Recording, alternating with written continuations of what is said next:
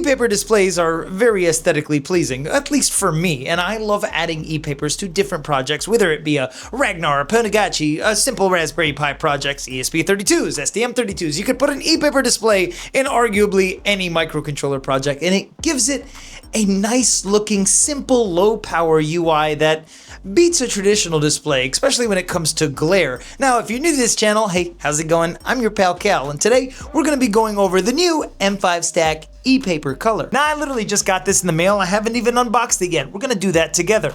I have a special place in my heart for M5Stack devices because M5 opened up my curiosity to really want to build my own stuff based around their device. And you know, it's kind of like a gateway into understanding how maker projects work. They have an easy to use UI, either with UI Flow or you can just run an Arduino.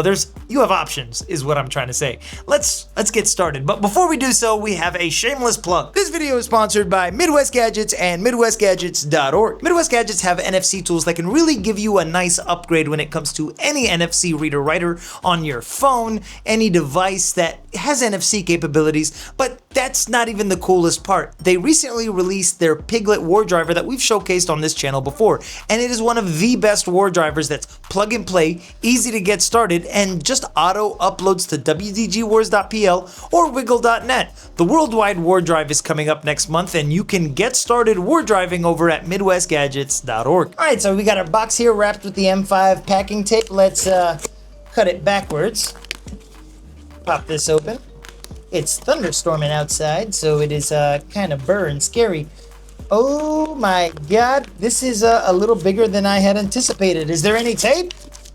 Nope, no tape. Damn. I'm angry. Where's the tape? And here it is, our paper color. On the sides, it says E6 colorful display. On the back, the M5Stack logo, all in one. And I really should start taking classes in Mandarin. On the back, we've got our QR code. Let's open this little guy up. I think this is going to be beautiful.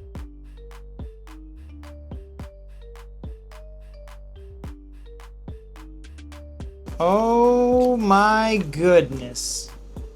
Real quick, my first thoughts are this is just beautiful.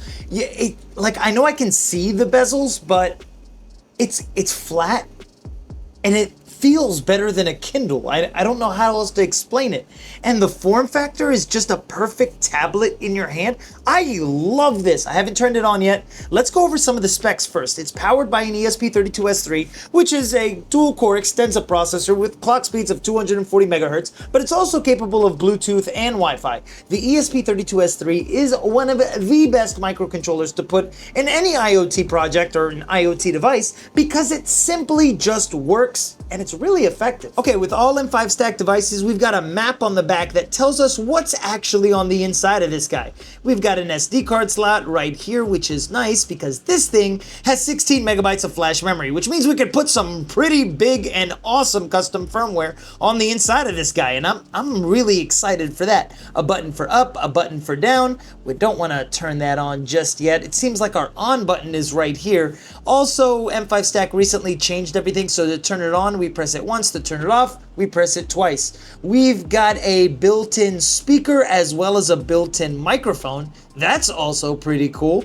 And a temperature and humidity sensor and an infrared transmitter, as well as a real-time clock. Wow, they really put everything in here. Now, obviously, we have a 4-pin Grove connector right here, which means we can add some expanded modules like a GPS if we're running a custom firmware that allows us to war drive, which I do have to say, maybe you could give this dual band capabilities in the future by plugging in a Monster C5 or a DIY ESP32C5 running Jan OS. The creator of ESP Terminator, Dag, has actually been showcasing a custom firmware he's been using with a black and white display, and it seems pretty cool. I am curious to see if maybe it could possibly be ported over to the paper color, but that's just forward thinking. Let's turn this on and see what the UI experience is really like. All right, so we know that there's demo firmware. Let's press and hold this button right here. Huh. Maybe we gotta charge it. Let's press it once. All right, that didn't do anything. Oh, it buzzed. It definitely, but yeah, we got a buzzer in there. Nice, the light. Ooh. Okay, it's flashing. So with e-paper displays, they typically flash like this to refresh, because at the end of the day, it's trying to make sure that everything is eligible. And if you were to turn it on, typically it gets stuck to where it's at. Let's read what this says. Single tap portrait mode, and it gives us a QR code to configure through web UI. Well, let's get started. All right, let's connect only at this time. See if it opens up a captive portal. Not secured. Maybe we could go to 192.168.4.1. So I'm running Android, and it seems like there's an application called Easy Data Push. So let's switch over to iOS and see if we can get something to display. Okay, so we're definitely here. There's a dashboard for iOS and not Android. We can select an image and display it on the paper color itself. Let's see if I can find a picture of my grandfather. Now, I did accidentally switch it to landscape mode and not portrait. That's pretty spot on. That is full color in e-paper. This looks great. Now in portrait mode, I do gotta give it to them. This is amazing. And there is no glare. Like I'm shining it at the light where I would typically, yeah, like right there. Yeah, there's kind of a glare. Either way, this is really nice. You see it starts to flash when it wants to calibrate the color just right. And I know that's really, yeah, that's really dark. I feel like you're gonna need lighter colors if you want them to come out just right. So now I'm gonna give it something really difficult and full of color. Let's see how it comes out. Oh my God, there he is. There he is. Oh my. This looks so great, dude. I'm a huge fan of this. And the camera doesn't do it justice, but there is color coming out on the background. This is awesome. I love this, dude. Last test that I'm going to do is the portrait that I took of me, Coco, and Hedge. Let's see how this comes out. Dude, I really like it when it sets the color. That is a lot better than I had anticipated. This is phenomenal. Oh my God. Okay, full disclosure, I didn't think I was gonna like this much. I love how far M5Stack has gone in the last 30 days. It's been 30 days and they have dropped banger after banger each and every time. The stopwatch was really easy to use, and on top of all that, the AMOLED display was perfect. This display, although not AMOLED, appeals to the minimalist who likes e-paper displays and wants a nice small 4-inch badge that is full color and capable of doing a lot more than just being a weather station. M5Stack keeps launching just amazing devices even while the Cardputer Zero Kickstarter is going on right now. They're at $1,700,000 and they're almost at that $2 million benchmark. And with M5Stack, like, it's not only a trustworthy company. When they make something, they really pour their hearts and souls into it. The Cardputer Zero is live for the next 9 days from the time of this video. So on July 3rd or July 4th, maybe Independence Day, I'm not exactly sure, but between July 3rd and 5th, the Kickstarter stops and you can't get a Cardputer Zero. Now, why am I mentioning this? Is because they keep coming out with amazing stuff. Like, they don't stop. I don't know how, but they continuously innovate, and M5Stack is backed by Espressif themselves, which is my favorite chip manufacturer, just, throwing that out there.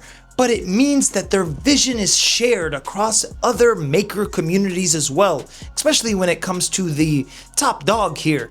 And I gotta hand it to them, man. They outdo themselves with every new device that they come out with. And there are people who feel some type of way about other maker projects, but at least with M5Stack, you get support, community support, hardware support, everything that you could possibly need. And if you don't know anything and don't know where to start, they have an ecosystem, a burner, everything that you could possibly want to get started today. And I would encourage you to, because there's some cool, amazing devices out there, and you can get your creativity going with nothing but UI flow. Want to get a little bit more advanced than that? Run the Arduino IDE. Want to build a mini weather station? Well, straight out the box, it does just that. And I love devices that make it seamless for people to get started.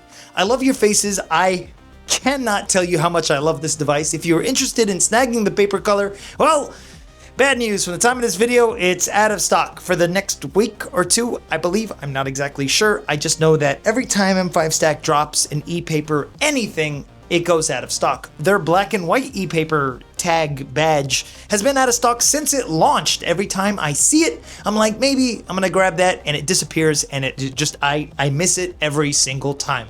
I wanna give a big shout out to M5Stack for sending this in. I love your faces, you guys are amazing, and I wanna thank you guys, man, because you guys are the reason why I like going over cool devices, and I like getting people into making their dreams come true. And I love you guys for it, man. You guys truly inspire me every single day. And a special shout out to my Patreon supporters, because you guys are the best.